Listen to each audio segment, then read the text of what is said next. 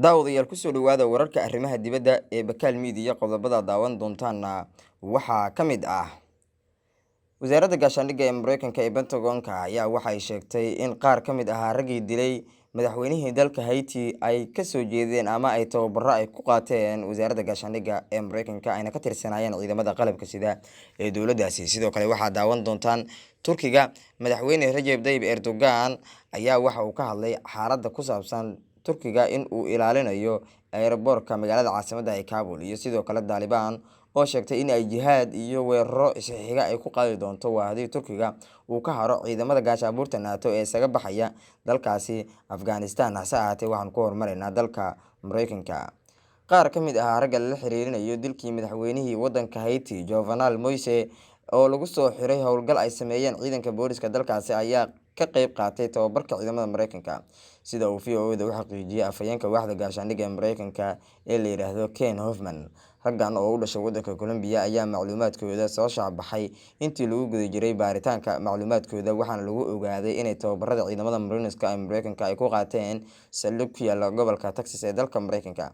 Raggan oo tiradooda lagu sheegay inay kor u dhaafayaan 25 ayaana dil qorsheysan waxay ka fuliyeen guriga uu deganaa madaxweyne Jovenel, iyagoo iska dhigay inay yihiin ciidamada ka hortaga daroogada oo ka howlgala ee wadamada Ameerika ku yaala, kuwaasi oo u dhashay dalka Mareykanka oo daroogooyinka ka hortaga, waxayna adeegsanayeen dariiska ciidamada Mareykanka, luqadoodana way ku hadlayeen, taasoo ay keentay in iska horimaad ba'an aysan kala kulmin ilaalada madaxweynaha oo isugu sheegay inay yihiin ciidamo Mareykan ah. Hase ahaatee ay toogashooyin ay ku bilaabeen ilaalada kadibna ay usii gudbeen madaxweynaha iyo aqalkiisa, halkaasoo isagiina ay ku toogteen xaaskiisana ay dhaawac daran ay ugu geysteen. Madaxweynaha la dilay ayaa waxa uu ahaa madaxweyne dalkaasi ka arriminayay, inkastoo qalalaasaha dalkaas uu sii laba jibaarmayo, haddana qaramada midoobay ayaa waxay ka digtay dalkaasi inuu cagaha la sii galo qalalaase kale oo ba'an. Dhanka kale Mareykanka, wasaaradda Pentagon-ka waxa ay ka digtay in xiisadu ay kasii darto, inkastoo ay ku gacan saartay dalab ka yimid dowladdaasi Haiti oo ahaa in ciidamada dalka Mareykanka ee la keeno dalkaasi si nabad ilaalin ay u sameeyaan oo xaaladda sidii la rabay ay ugu soo celiyaan. Waa tahay daawadayaal, waxaan halkaasi kaga gudbeynaa Pentagon-ka iyo dalka Mareykanka warka uu ka soo saaray xaaladda dalkaasi Haiti. Hase ahaatee markan waxaynu eegaynaa dalkaasi iyo Afghanistan. Ururka Daalibaan ayaa talaadadii dowladda Turkiga waxay uga digeen in ciidamadeeda ay sii joogaan dalka Afghanistan, iyadoo sheegtay inay u arki doonaan ciidanka Turkiga kuwo xoog ku jooga islamarkaana ay ku jihaadi doonaan. Digniinta ayaa timid iyadoo ay socdaan dhaqdhaqaaqyo hor leh oo dagaal, kuwaasi oo muujinaya in Taliban ay qorsheynayso inay awood militari ay kula wareegto Afghanistan, taas oo ka hor imanaysa ballanqaadkoodii nabadeed islamarkaana sare u qaadaysa saansaanta dagaal sokeeye. Mareykanka ayaa weydiistay Turkiga inay sugaan ammaanka garoonka diyaaradaha ee Kabul kadib markii dhammaan ciidamada xulafada Mareykanka iyo NATO ay ka baxaan Afghanistan dhammaadka bisha soo socota.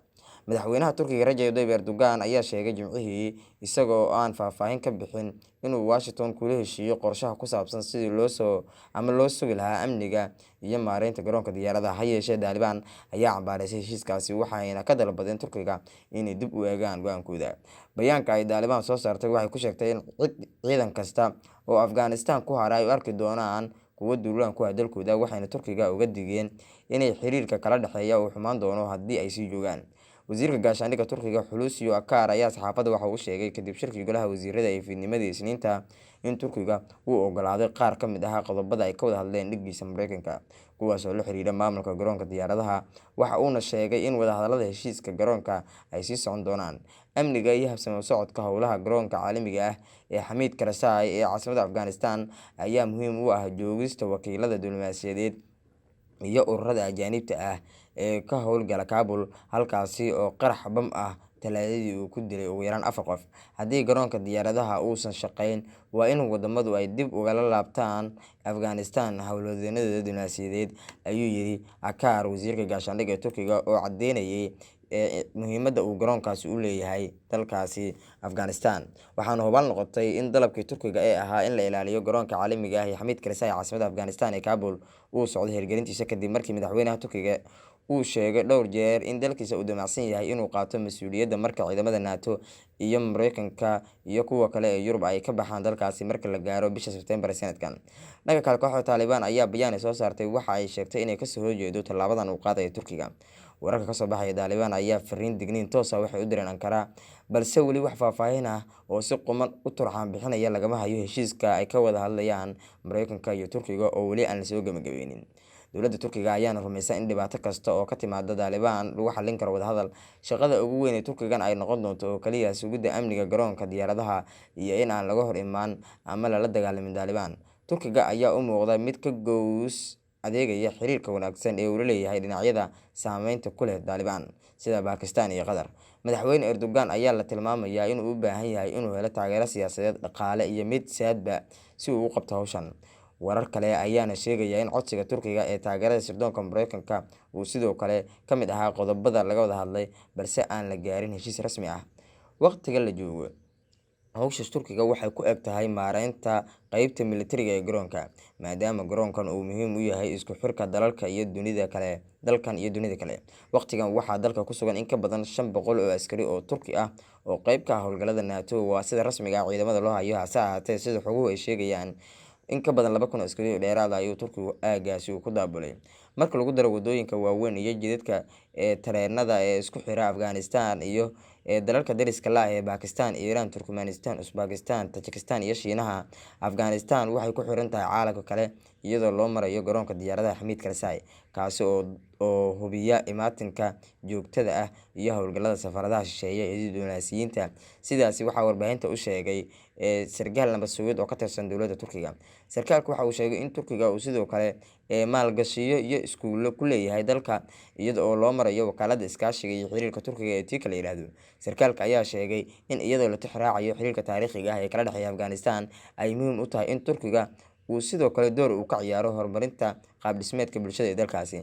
Balse haddii ay dhacdo in la weeraro garoonka diyaaradaha, Turkiga wuxuu ku khasbanaan doonaa inuu qabto shaqada ugu weyn oo ah sugidda amniga garoonka.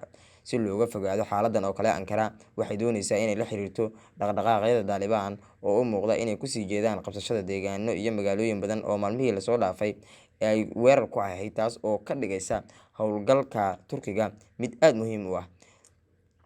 Kooxda Attack oo ah professor xiriirka caalamiga ah ka dhiga ee jaamacadda Mersin ee dalka Turkiga oo la hadlay sidoo kale warbaahinta, waxa uu sheegay in muhiim ay tahay in airborkan amnigiisa ay Turkigu ay sugaan. Toddobaadkii lasoo dhaafay in ka badan 1,000 askari oo ka tirsan ciidamada Afghanistan ayaa u qaxay dalka ay deriska yihiin ee Tajikistan kadib markii ay isku dhaceen Daalibaan. Sohail Shaheen oo afhayeen u ah ururka Daalibaan ayaa sheegay in dhammaan askarta ajaanibta ah ee ku sii nagaada dalka wixii ka dambeeyay bisha Sebtembar ee soo socota in loo arki doono inay yihiin kuwo soo duulay oo ay la dagaalami doonaan halka diblomaasiyiinta iyo NGO-yada iyo dadka kale ee rayidka ah ee ajaanibta ah aan la bartilmaameedsan. Waa siduu hadalka u dhigay.